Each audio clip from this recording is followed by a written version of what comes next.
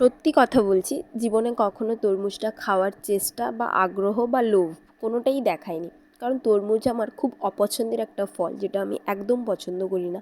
অনেকে হয়তো ভাববে যে কোন দেশে বাস করে। হ্যাঁ, সত্যিই আমার পছন্দ নয়। আমার বাবা মা দাদারা সবাই অনেক চেষ্টা করেছে খাওয়ানোর, বাট পারেনি। কারণ এমনকি আমার বাবা মা দুজনে তরমুজের বীজ বেছে দেয় যাতে আমি তরমুজটা খেতে পারি, কিন্তু তাও আমি খাই না, কারণ আমার ভালো লাগে না।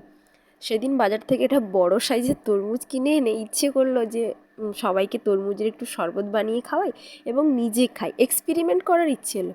আর এক্সপেরিমেন্টের কি হাল বেহাল অবস্থা, মানে এরকমটা হবে স্বপ্নেও কল্পনা করিনি।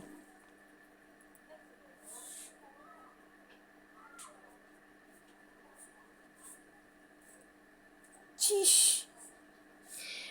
সত্যি বলছি, তরমুজ খাওয়া এবং সবাইকে শরবত বানিয়ে খাওয়ানোর প্রত্যেকটা ইচ্ছেই আমার মরে গেছে। আর কখনো আমি সাহস দেখাবো না যে কাউকে তরমুজের শরবত বানিয়ে খাওয়াই বা নিজে খাই। নিজে তো কখনো আর খাবোই না, আর কাউকে খাওয়ানোর চেষ্টা করব না। হ্যাঁ, আর সবাই খেতে পারো, তরমুজ শরীরের পক্ষে খুব ভালো, ঠান্ডা একটা ফল, অনেক উপকার আছে।